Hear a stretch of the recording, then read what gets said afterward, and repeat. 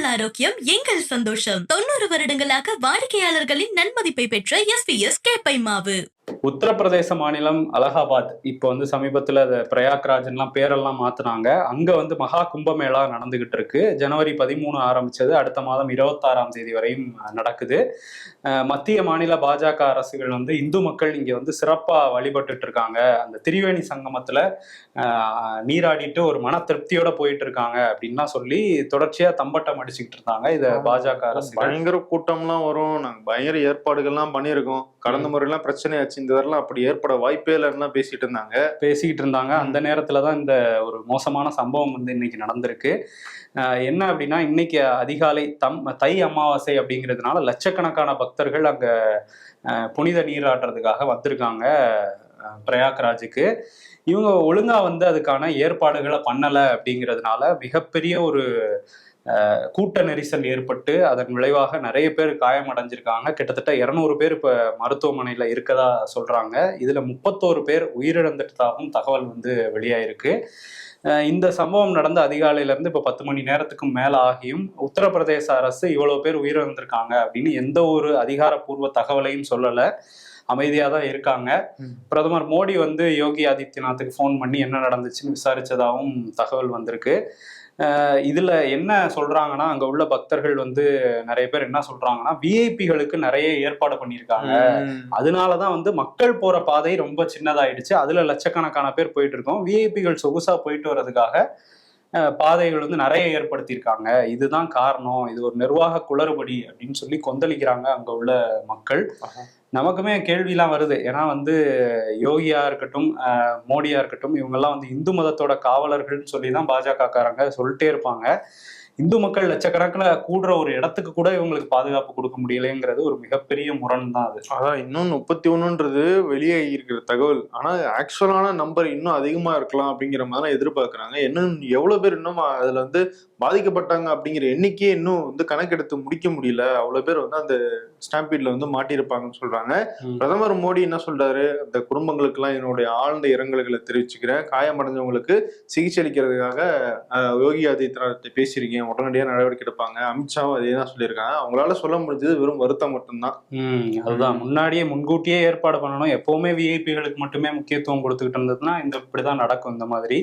அதுதான் வந்து மல்லிகார்ஜுனா கார்கே அவர் என்ன சொல்லியிருக்காருன்னா, விஐபிகளுக்கு அதிக முக்கியத்துவம் கொடுத்ததுனால இடப்பற்றாக்குறை ஏற்பட்டதுனால கூட்ட நெரிசல் ஏற்பட்டிருக்கு, நிர்வாகமும் சரியா வந்து அதை கையாளலை அப்படிங்கிறத குற்றச்சாட்டா வச்சிருக்காரு. அதே நேரத்துல அந்த சீக்கிரம் மீட்பு பணிகளை முடிச்சு இனிமேலாவது மக்களுக்கு வந்து சரிவர ஏற்படுத்தி கொடுங்க எல்லா ஏற்பாடுகளையும் சொல்லியிருக்காரு. ராகுல் காந்தியும் அதே தான் சொல்றாரு.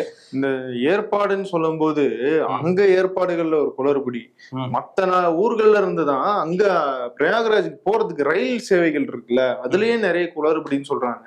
போதிய ரயில்கள் இல்லாதனால மத்திய பிரதேசத்துல வந்து அந்த ட்ரெயினுடைய கதவு கண்ணாடியை உடைக்கிறாங்க, உள்ள அனுமதிங்க அப்படின்னு சொல்லி. ஆல்ரெடி கூட்டமா இருக்கிறதுனால உள்ள இருக்கவங்க அந்த கதவை லாக் பண்ணிடுறாங்க. இப்ப புதுசா ஏற நினைக்கிறவங்களால ஏற முடியலன்னா அவங்க கோவப்பட்டு கண்ணாடியை உடைக்கிறது, கதவை அடிக்கிறதுன்னு சொல்லி ஒரு பெரிய குளறுபடியே நடந்துட்டு இருக்கு.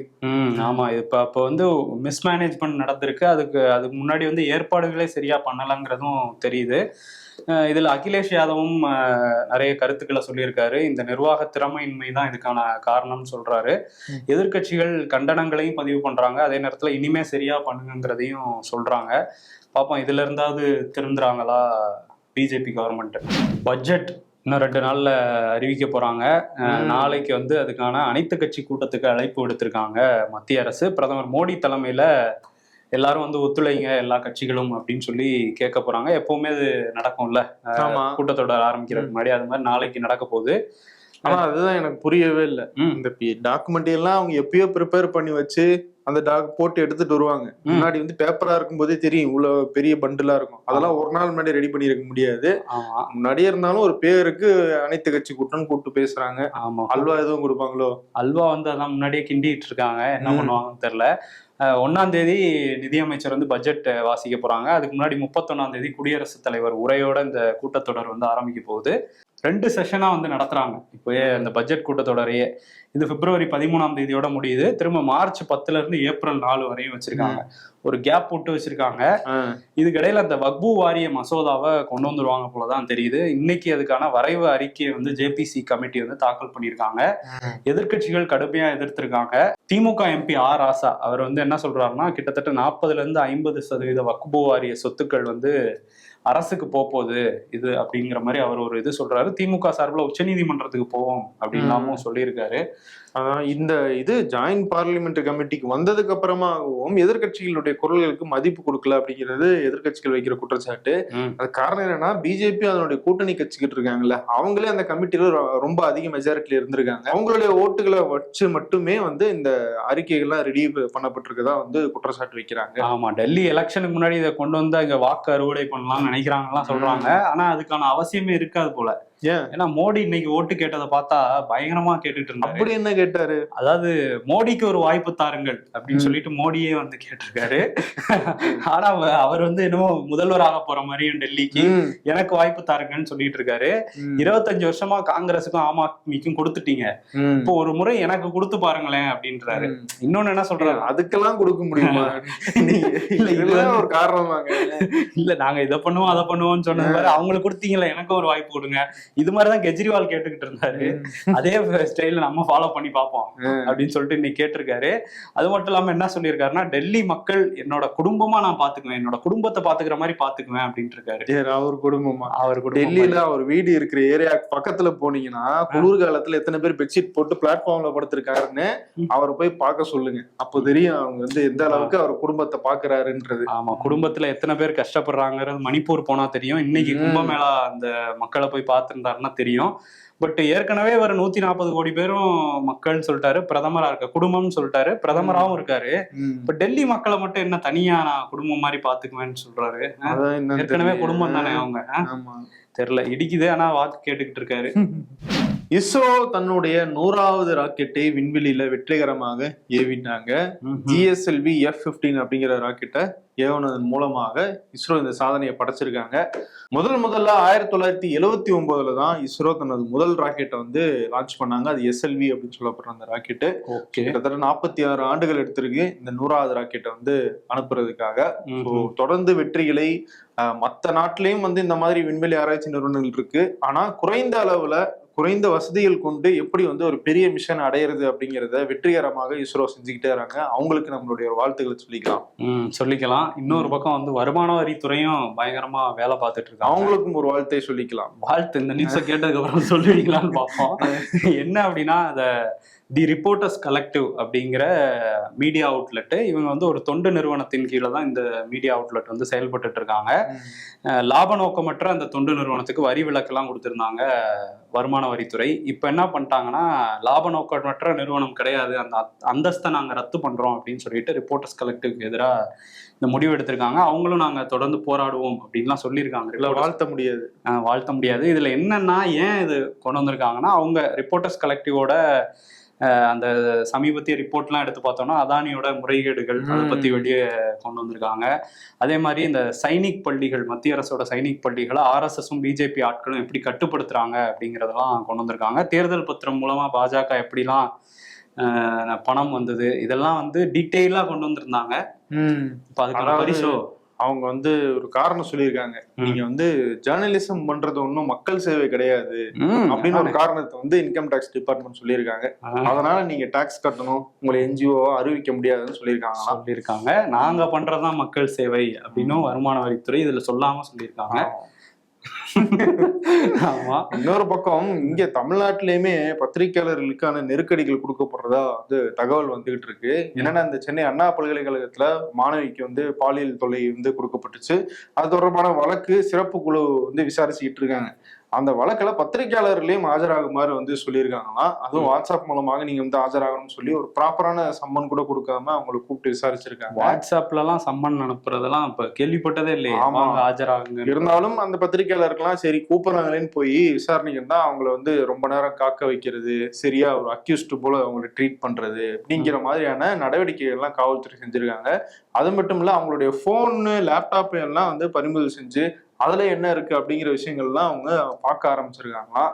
சோ இதெல்லாம் வந்து வன்மையாக கண்டிக்கத்தக்கது அப்படின்னு சொல்லி பத்திரிகையாளர் மன்றங்கள் வந்து கண்டனம் தெரிவிச்சிட்டு இருக்காங்க. ஆமா, இதேதான் இந்த நியூஸ் கிளிக் நிறுவனத்துக்குள்ள போய் அவங்க லேப்டாப் இதெல்லாம் எடுத்தாங்க, மத்திய அரசு பண்ணாங்க. அதே தான் இப்ப மாநில காவல்துறையும் பண்ணிட்டு இருக்காங்க. இதெல்லாம் அச்சுறுத்துற ஒரு வேலையா தான் நமக்கு தெரியுது பத்திரிகையாளர்களை. துரைமுருகனுக்கு துணை முதல்வர் பதவி கொடுப்பாங்களான்லாம் பேசிட்டு இருந்த காலம் போய் இப்ப என்னன்னா அமைச்சர் பதவியே பறிங்க அப்படின்னு ஒருத்தர் பேசியிருக்காரு. ஏன் என்னாச்சு? என்னன்னா லாரி உரிமையாளர்கள் கூட்டமைப்போட தலைவர் யுவராஜ் அவர் என்ன சொல்றாருன்னா, இந்த கனிம வளத்துறை இதெல்லாம் வச்சிருக்காரு அவர் கையில, அதை வந்து அவர்கிட்ட இருந்து பறிச்சு முதல்வரே வச்சுக்கணும் அந்த துறைய. ஏன்னா நிறைய விஷயங்கள் இங்க நடந்துகிட்டு இருக்கு, கனிம வள கொள்ளை போயிட்டு இருக்கு அப்படின்லாம் சொல்றாரு. அதுவும் இந்த மாதிரி கனிம வள கொள்ளையில ஈடுபட்ட முதலாளிகளை அரெஸ்ட் பண்ணாம லாரி ஓட்டுநர்களை அரெஸ்ட் பண்ணி அவங்கள கூண்டுல ஏத்துறது தொடர்கதையா மாறிட்டு இருக்கு அப்படின்னு சொல்லியிருந்தாரு. இந்த ஜபகர் அலி அவர் வழக்குல கூட நம்ம பார்த்தோம், லாரி ஓட்டுநர் தான் ஃபர்ஸ்ட் கைதெல்லாம் பண்ணியிருந்தாங்க. இப்போ வந்து அவர் என்ன இந்த விஷயம் சொல்றாருன்னா, கிட்டத்தட்ட தமிழ்நாட்டுல எம்சாண்டுக்காக 120ல இருந்து 130 மலையோட வளங்களை சூறையாடிட்டு இருக்காங்க. கிரஷர் வச்சு இதெல்லாம் பண்ணி மணல் எடுத்துக்கிட்டு இருக்காங்க, எம்சாண்ட் எடுத்துக்கிட்டு இருக்காங்க. இதுல 70 மலைகள் வந்து ஓசூர் பகுதியிலே இருக்கு. ஓசூர்ல இருந்து கர்நாடகா கொண்டு போய்கிட்டு இருக்காங்க மணல்லாம் அப்படின்னு வந்து அவரு குற்றச்சாட்டு வைக்கிறாரு. கன்னியாகுமரி பக்கமும் இது நடக்குதுன்றாங்க, நெல்லையில நடக்குதுன்றாங்க, புதுக்கோட்டையில நடக்குதுன்றாங்க. எல்லா பக்கமும் சுரண்டிக்கிட்டே இருக்காங்களே. சுரண்டிக்கிட்டே இருந்தா ஒண்ணுமே இல்லாம போயிடும், எல்லா வளமும் போயிடும் அப்படின்றாரு. இது தொடர்பா நாங்க பல புகார்கள் கொடுத்தும் எந்த நடவடிக்கையும் இல்லை. சரி, ஒரு கனிம வளத்துறை அதிகாரி கொஞ்சம் நேர்மையா ஏதாவது நடவடிக்கை எடுப்போம்னு நினைச்சா கூட அவரை வந்து மாத்திடுறாங்க உடனடியா அப்படின்னு சொல்லி, அதனாலதான் துரைமுருகனுக்கு இதெல்லாம் கொந்தளிச்சு. பொதுவா யோசிச்சு பார்த்தோம்னா இந்த ஜவஹர் அலி வழக்கிலேயே அவரும் ஒரு அதிமுகவை சேர்ந்தவர், அவரை கொலை செய்ய அந்த முயற்சியில் ஈடுபட்டது ஒரு அதிமுகவை சேர்ந்தவர் அப்படின்ற தகவல் வந்திருக்கு. பொதுவா இப்படிப்பட்ட தகவல்லாம் வந்துச்சுன்னா திமுக பாத்தீங்களா அங்க கட்சி இப்படி இருக்கு அப்படின்னு சொல்லி பெரிய அளவுல பேசுவாங்க. ஆனா இந்த விவகாரத்துல பெருசா எதுவும் பேசின மாதிரியே தெரியல. சோ அதெல்லாம் வந்து இதுல கனெக்ட் பண்ணி பாக்கலாமோ அப்படின்னு தோணுது. ஆமா, பார்த்தா வந்து பல சந்தேகம் வந்து நமக்கு கிளம்புது. இன்னொரு பக்கம் துரைமுருகன் பத்தி பேசும்போது அவருடைய பையனை பத்தியும் பேசிடணும்ல. அவருடைய மகன் MP கதிரானந்த் இருக்கு இல்லையா, அவர் வந்து நேற்று 2வது முறையாக அமலாக்கத்துறை விசாரணைக்கு வந்து போய் ஆஜரானாரு. 2019 தேர்தல் நடந்துச்சு வேலூருக்கு, இந்த நாடாளுமன்ற தேர்தல் நடந்தப்போ அங்க அதிகமா பணப்பட்டுவாடை நடந்ததுனால அந்த தேர்தலை கட் பண்ணிட்டு அதுக்கு மட்டும் தனியா நடத்தினாங்க. அப்போ வந்து பணம் எல்லாம் பறிமுதல் செய்யப்பட்டுச்சு, 11 கோடி ரூபாய். அது தொடர்பான விசாரணைய இப்போ ஜனவரி 3ஆம் தேதி வந்து பண்ணாங்க. இது தொடர்பாக திரும்பி நீங்க விசாரணைக்கு ஆஜராகுங்கன்னு சொல்லியிருக்காங்க. நேத்து போய் ஆஜராயிருக்காரு. தாறுமாற கொஸ்டின்ஸ் கேட்டுக்கிட்டே இருக்காங்களா. ஓகே, கதிரானந்த் வந்து கொஞ்சம் கலக்கத்துலதான் இருக்காரு. கழகம் வந்து அவ்வளவு கண்டுக்கலையா அவரை, சப்போர்ட்டா வந்து நிக்கல அப்படிங்கறதும் அவருக்கு ஒரு வருத்தமா இருக்கான். எவ்வளவுதானே நாங்களும் பண்றதுன்ற மாதிரி டீல் பண்றாங்கன்னு தெரியலையே. இன்னைக்கு திமுகனுடைய நாடாளுமன்ற எம்பிக்கள் கூட்டம் சென்னை அறிவாலயத்துல வந்து நடந்துச்சு. ஏன்னா அந்த பட்ஜெட்டை ஒட்டி இந்த பட்ஜெட்ல நம்ம என்ன பண்ணணும், அந்த கூட்டத்தொடர்ல என்ன கேள்விகள் கேட்கணும் அப்படிங்கிற பத்தியான ஒரு விவாதம் ஃபார்மலா எப்பயும் நடக்கிற ஒரு கூட்டமாக தான் நடந்து முடிச்சு. அதுல சில முக்கியமான தீர்மானங்கள் போட்டிருக்காங்க. அதுதான் இப்போ கவனத்தை ஏற்படுத்தியிருக்கு. உதாரணத்துக்கு ஆளுநர் அவரை வந்து இஷ்டத்துக்கு செயல்பட அனுமதிக்க கூடாது, அவருக்கும் வந்து ஒரு கோட் ஆஃப் கண்டக்ட் இருக்கணும். இத்தனை ஒரு மாநில அரசு ஒரு மசோதா நிறைவேற்றி அனுப்புதுன்னா அது இத்தனை நாட்களுக்குள்ள இவ்வளவு நேரத்துக்குள்ள கொடுக்கணும் அப்படிங்கிற மாதிரியான விதிமுறைகளை வகுக்கணும் அப்படின்னு சொல்லி நம்ம வந்து வலியுறுத்தணும் ஒன்றிய அரச அப்படின்னு சொல்லி பண்ணிருக்காங்க. முக்கியமா ஆளுநர் உரை கொடுத்தா அதை படிக்கணும் கொண்டு வாங்க. ஆமா, ஜனாதிபதி படிக்கிறாங்கல்ல அவங்க உரைய, அதே மாதிரி அவங்களே படிக்கிறாங்க, உங்களுக்கு என்ன அப்படிங்கறது. ஜனாதிபதி அவங்க படிப்பாங்க, நம்ம அரசு கொடுக்கறது தானேப்பா, அரசு கொடுக்கறதுதான். அப்புறம் என்ன, எந்த அரசு கொடுக்குறாங்கன்னு இருக்குல்ல, அதனால வந்து இல்ல பாஜக ஆளுற மாநிலத்திலாம் கொடுக்கறத படிக்கிறாங்களா ஆளுநர்கள். பட் இங்க வந்து அதுவும் மத்த பாஜக ஆளாத மாநிலங்களோட இவ்வளவு படிக்காமலாம் யாரும் வெளிநடப்பு பண்ண மாதிரி எல்லாம் இல்ல. இத்தனைக்கு ஒரு தமிழ்லாம் படிக்கிறாரு, தமிழ்லாம் கத்து வச்சிருக்காரு, அப்புறம் படிக்கலாம் நல்லா சரளமாக. தமிழ் படிக்க கூட கத்துக்கிறாரா? ஆமா, ஆமா, கிளாஸ் எல்லாம் போய் கத்துக்கிட்டு இருக்காரு போல இருக்கு. ஆமா, இடையில சொன்னாரு, ஆனா எங்கேயும் அந்த மாதிரி பேசுன மாதிரி நம்ம பார்க்கல தொடர்ச்சியா தமிழ்ல. சரி, அவர் ஒரு பக்கம் இருக்கட்டும். இன்னொரு பக்கம் வந்து எடப்பாடி பழனிசாமி என் வீட்டுக்கு வந்து பாருங்க அப்படின்னு சொல்லி டங்ஸ்டன் போராட்ட விவசாயிகள்லாம் வந்து கூப்பிட்டு இருக்காரு. இது என்ன பனையூர் ஃபார்முலா மாதிரி இருக்கு? ஆமா, அதான் என்னன்னு தெரியல. இன்னொன்னு அது நடந்து முடிஞ்சு அதுக்கப்புறம் முதலமைச்சர் போய் பாராட்டு வாங்கிட்டு வந்துட்டாரு. வந்ததுக்கு அப்புறமா நேத்து விவசாயிகள் அவரை போய் பார்த்து பாராட்டு தெரிவிச்சு வந்திருக்காங்க. முதல்வர் போய் நான் தான் காரணம்னாரு, இப்ப எதிர்கட்சி தலைவர் நான் தான் காரணம்ன்றாரா? ஆமா, என்னன்னா டங்ஸ்டனுக்காக அந்த ஊர்ல போராடின மக்கள் நிறைய பேர் சொல்றது என்னன்னா, முக்கியமா போராடின யாருமே வந்து அந்த அரசியல் கூட்டங்களோட போறது இல்ல, யாரோ போறாங்க வராங்க, நாங்க பாத்துக்கிட்டு இருக்கோம், சரி ஓகே எங்களுக்கு நல்லது நடந்தா போதும் அப்படிங்கிற மாதிரி இருக்குன்னு சொல்றாங்க. போய்கிட்டு இருக்கு. அதாவது அங்க உள்ள திமுக அனுதாபிகளை வச்சு அவங்க ஒரு விழா நடத்துறாங்க. இதே மாதிரி இங்கிட்டு இவர் அதிமுக அனுதாபிகள் அங்க இருப்பாங்களா, அவங்கள வந்து நடக்கிறாங்க. ஆனா ஆக மொத்தத்துல எல்லாரும் கிரெடிட் எடுத்துக்க பாக்குறாங்க. கிரெடிட் என்னமோ மக்களுக்கு தான் கிடைக்கணும். இன்னொரு பக்கம் வந்து தமிழ்நாட்டுல என்ஐஏ சோதனையும் ஒரு பக்கம் நடந்துகிட்டு இருக்கு. என்ன அப்படின்னா ISIS தீவிரவாத அமைப்புக்கு நிறைய பேர் ஆள் சேர்ப்புல ஈடுபடுறாங்க அப்படின்னு ஏதோ தகவல் கிடைச்சிருக்கான். அதுக்கு அடிப்படையில ஒரு 16 இடத்துல என்ஐஏ சோதனையும் நடந்துகிட்டு இருக்கு. வேங்கை வயல் சம்பவம், அங்க வந்து CBCID அறிக்கையெல்லாம் தாக்கல் பண்ணியிருந்தாங்க. இப்போ நம்ம ஜூனியர் விகடன்ல இந்த வேங்கை வயல்ல குற்றம் சாட்டப்பட்ட 3 பேர் அவங்க வந்து CBCID தேடிக்கிட்டு இருக்காங்க. இருந்தாலும் நம்ம வந்து அவங்க கிட்ட எக்ஸ்க்ளூசிவா பேட்டி எடுத்திருக்கோம். இயக்குனர் இரா சரவணன் இதுக்கு முன்னாடியே வந்து வேங்கை வயல் பத்தி டீட்டெயிலா ஜூவில ஒரு ரேப்பர் ஸ்டோரி பண்ணியிருந்தாரு. இப்ப அந்த 3 பேரும் குற்றம் சுமத்தப்பட்டவங்க, அந்த 3 பேர்கிட்டையும் பேசி ஒரு பேட்டியும் வெளியாயிருக்கு. அந்த பேட்டியில நிறைய விஷயங்களை பத்தி அவங்க பேசியிருக்காங்க. மெயினா போலீஸ் வச்ச குற்றச்சாட்டு என்னன்னா, இவங்க அந்த டேங்க் மேல ஏறி நின்று வீடியோ எடுத்திருந்தாங்க. அது வந்து அந்த மலத்தை கலக்க போகும்போது எடுக்கப்பட்ட வீடியோ அப்படின்னு ஒரு ஆதாரத்தை சொல்றாங்க. ஒரு வாய்ஸ் ஆடியோ வந்து லீக் ஆச்சு. இதையெல்லாம் வச்சுதான் போலீஸ் இவங்க 3 பேர் தான் அந்த குற்றத்தை செஞ்சாங்க அப்படிங்கிற ஒரு முடிவுக்கு வராங்க. இப்போ நம்ம இரா சரவணன் அவர் வந்து இந்த 3 பேர்கிட்ட நேரடியா பேட்டி எடுத்திருக்காரு. இந்த குற்றச்சாட்டுகள்லாம் வைக்கிறாங்களே அதுக்கெல்லாம் உங்களுடைய பதில் என்ன அப்படின்னு சொல்லிட்டு சோ அதுக்கான விளக்கங்கள் இந்த கட்டுரையில வந்திருக்கு. குறிப்பா அவங்க அந்த டேங்க்ல ஏறி இருக்கும்போது எடுத்த அந்த வீடியோ இருக்கு இல்லையா, அந்த வீடியோவை பத்தி அவர் கேட்கும்போது சுதர்சன் சொல்றது என்னன்னா, நாங்க அந்த டேங்க்ல ஏறி அந்த வீடியோ எடுத்தது உண்மைதான். அந்த வீடியோ எடுக்கும்போது கீழே எங்க ஊர் மக்கள் எல்லாம் நின்று இருந்தாங்க, மாற்று சமூகத்துல இருந்தவங்களும் கீழே நின்றுட்டு இருந்தாங்க. ஏன்னா தண்ணியில வாட வருதுன்னு சொல்லி அவங்கதான் எங்களை மேலேயே ஏறி பார்க்க சொன்னாங்க. அப்படி இருக்கும்போது நாங்க தான் வந்து மலத்தை கலந்தோம்னு சொல்றதுல என்ன லாஜிக் இருக்கு?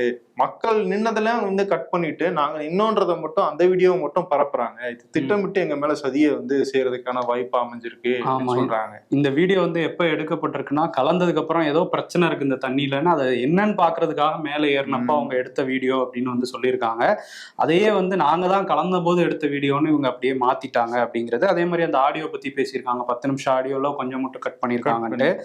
இதே மாதிரி உங்களை போலீஸ் வந்து குற்றவாளியா சித்தரிக்க வேண்டிய அவசியம் என்ன அப்படிங்கிற கேள்விக்கு லோக்கல் போலீஸ் ஃபர்ஸ்ட் விசாரிச்சாங்கல்ல CBCIDக்கு முன்னாடி, அவங்களே வந்து எங்க மேல ஃப்ரேம் பண்றதுக்கு வீடியோ எடுத்தது இவங்க தான் இந்த பிரச்சனையை, சின்ன பிரச்சனையை பெருசாக்கிட்டாங்க. இது வந்து அமைதியா வச்சிருந்தாங்கன்னா வெளியே போயிருக்காது, இப்ப இது பெரிய கெட்ட பேர் ஆயிடுச்சுங்கிற கோபம் வந்து எங்க மேல அவங்களுக்கு வந்து இருந்துச்சு. அதனால எங்க பக்கமே இது பண்ணிட்டு இருந்தாங்க. இன்னொன்னு மாற்று சமூகத்தை சேர்ந்தவங்க தான் இதை செஞ்சாங்க அப்படின்னு சொன்னா ஒரு பெரிய சாதி பிரச்சனை வந்துடும் அப்படிங்கறதுனாலயும் இது வந்து அரசு எங்களை வந்து நோக்கி இது பண்ணிட்டு இருக்காங்கிற மாதிரி சொல்லியிருக்காங்க.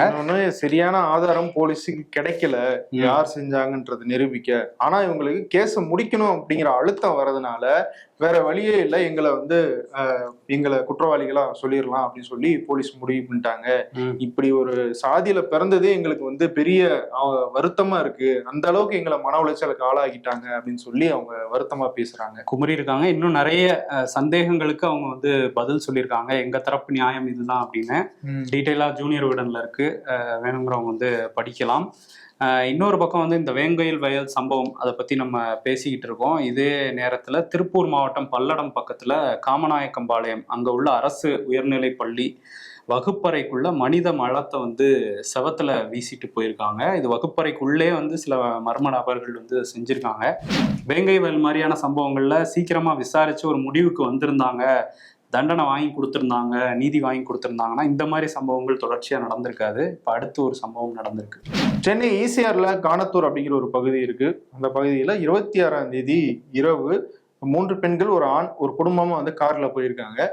அந்த காரை இன்னொரு கார் வந்து துரத்தே வந்திருக்கு. அதுல ஒரு 6 பேர் வந்து இவங்களை தொடர்ந்து ஃபாலோ பண்ணிட்டே இருந்திருக்காங்க. 4 கிலோமீட்டர் அளவுக்கு ஒரு கட்டத்துல ரோட்டுக்கு நடுவுல காரை நிறுத்தி இவங்களை வந்து இடைமறிச்சிருக்காங்க. உடனே அந்த கார்ல வந்து அவங்க ரிவர்ஸ் எடுத்து தப்பிச்சு அவங்க வீடு வரைக்கும் போயிட்டாங்க. இருந்தாலும் பின்னாடியே துரத்திட்டு வந்திருக்காங்க. இந்த வீடியோ வந்து இன்னைக்கு காலையில இருந்து வெளியாகி பெரிய பரபரப்பு ஏற்படுச்சு. ஏன்னா இது சென்னையினுடைய முக்கியமான பகுதி ECRல இப்படி ஒரு பெண்கள் போற ஒரு காரை வந்து ஒரு துரத்துறாங்க. அதுலயும் அந்த கார்ல திமுகனுடைய கொடி இருக்கு. அது ஒரு ரொம்ப முக்கியத்துவம் வாய்ந்த விஷயமா பார்க்கப்படுது. யாரு அவங்க, என்ன ஆச்சு அப்படின்றத பத்தி காவல்துறை விசாரிச்சுட்டு இருக்காங்க. முதல் கட்டமா போலீஸ் என்ன சொல்றாங்கன்னா, இந்த பெண்கள் சென்ற காரு அந்த திமுக கொடி கட்டின கார் இருக்குல்ல அதுல இடிச்சிட்டதாகவும் அதனால அவங்க சண்டை போடுறதுக்காக துரத்திட்டு வந்தாங்க அப்படிங்கிற மாதிரியும் வந்து போலீஸ் சொல்றாங்க. இருந்தாலும் அவங்க யாரு அப்படிங்கிறது தேடிக்கிட்டு இருக்கிறதா சொல்லியிருக்காங்க. ஒருவேளை இடிச்சுட்டே போயிருந்தாலுமே கூட இந்த அளவுக்கு அச்சுறுத்துற மாதிரி அவங்க துரத்த வேண்டிய தேவை என்ன? அவங்க திமுக இருக்காங்க, அவங்களுக்கு சட்டத்திட்டம் எல்லாம் தெரிஞ்சிருக்கும். அந்த கார் நம்பர் நோட் பண்ணி அடுத்த நாள் வந்து அதுக்கு கம்ப்ளைண்ட் எல்லாம் கொடுத்துருக்கலாம். அவங்களே சட்டத்துல கையில எடுத்துக்கிட்டு துரத்திக்கிட்டு போய் அவங்கள தடுத்து நிறுத்தி இருந்தாங்கன்னாலும் அதுவும் ஒரு பெரிய பிரச்சனை தான். திமுக கொடி கட்டியிருந்து அப்படிங்கிறதும் ஒரு பெரிய சர்ச்சையா மாதிரி இருக்கு. இப்ப என்னன்னா எடப்பாடி பழனிசாமி வந்து ஈசிஆர் சார்களுக்கு என்ன பதில் சொல்ல போறீங்க ஸ்டாலின் எல்லாம் கேள்வி எல்லாம் கேட்டிருக்காரு. ஸோ பார்ப்போம் இதுல என்ன ஒரு இது கிடைக்குதுன்ட்டு. ஓகே, அதாவது ஈரோடு கிழக்கு இடைத்தேர்தல் நடந்துகிட்டு இருக்கு. திமுக போட்டியிடுது. அதுக்கு எதிராக ஒரு பெரிய கட்சியா இப்போ இருக்கிற அளவுல பார்த்தோம்னா கட்சியாவே பார்த்தோம்னா நாம் தமிழர் தான் வந்து எதிர்த்து போட்டிடுறாங்க. சீமான் நாங்க போய் என்ன பேசணும், நாங்க என்னென்ன பண்ணுவோம் இந்த தொகுதிக்கு அப்படிங்கறதெல்லாம் பேசணும். ஆனா அவர் அங்க போயும் பெரியார பத்தியும் திராவிட இயக்கங்கள் பத்தியுமே வந்து தாக்கி பேசிக்கிட்டு இருக்காரு.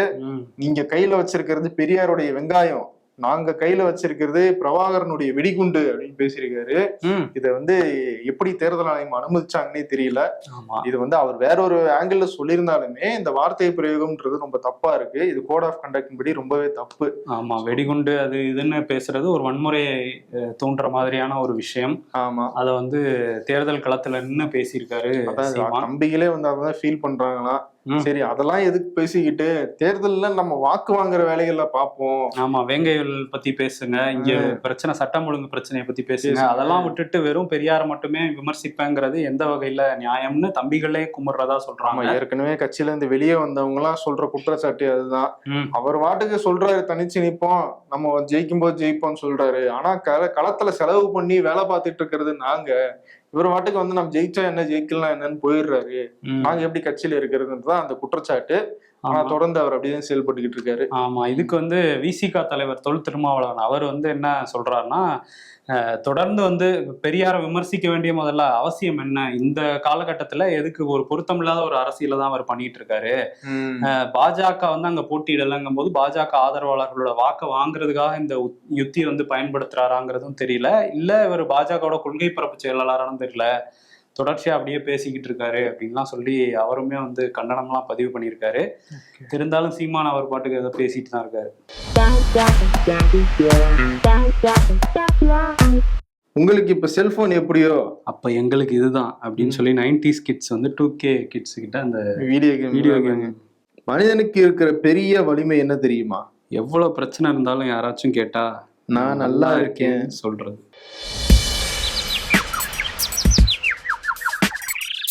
பண கஷ்டத்தில் இருக்கும்போது இதுக்குதான் கிரெடிட் கார்டு வாங்கணும்னு சொல்லுவான். நம்பாத அப்படின்றாங்க. 2025லயாவது எக்ஸ்ட்ரோவர்ட்டா மாறணும்னு சொன்னேன். ஜனவரி முடிய போகுது, யாராவது வந்து பேசினா கூட பேச மாட்டேங்கிறியடா. இன்ட்ரோவர்ட் பரிதாபங்கள். அரசியல்ல இதெல்லாம் சாதாரணமாப்பா. விருது யாருக்கடா கொடுக்கலாம்? விருது வந்து பிரதமர் மோடிக்கு ரொம்ப நாள் ஆச்சு இல்ல. சரி, அதனால இல்ல, அவர் கேக்குற மாதிரி நாங்க ஆட்சிக்கு டெல்லிக்கு வந்து ரொம்ப நாள் ஆச்சு எங்களுக்கு வாய்ப்பு கொடுங்க அந்த மாதிரி இல்ல. இன்னைக்கு அவர் சொன்னது அவர் ரொம்ப காலமா சொல்லிட்டு இருக்காரு, 140 கோடி மக்களும் வந்து என்னோட குடும்பம் தானே, இன்னைக்கு டெல்லி மக்களை மட்டும் உங்களை குடும்பம் மாதிரி பாத்துக்குவேன்றாரு. இன்னொரு பக்கம் கும்பமேளால பாஜக சிறப்பா ஏற்பாடு பண்ணியிருக்குன்னு நம்பி வந்த மக்கள் வந்து இன்னைக்கு பிரச்சனையில இருக்காங்க. சோ குடும்பம்ங்கிறதா அவர் எப்பவும் பேசிட்டு இருக்காரு. ஆமா, அந்த குடும்பம் எவ்வளவு பாடுபடுதுன்றது கொஞ்சம் எட்டி பாருங்க.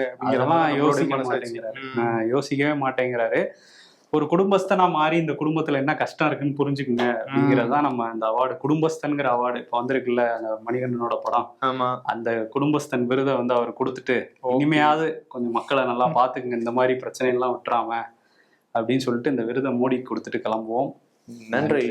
உங்கள் ஆரோக்கியம் எங்கள் சந்தோஷம். 90 வருடங்கள் 5 தலைமுறைகள் என்றும் வாடிக்கையாளர்களின் நம்பிக்கையை பெற்ற SPS கேப்பை மாவு.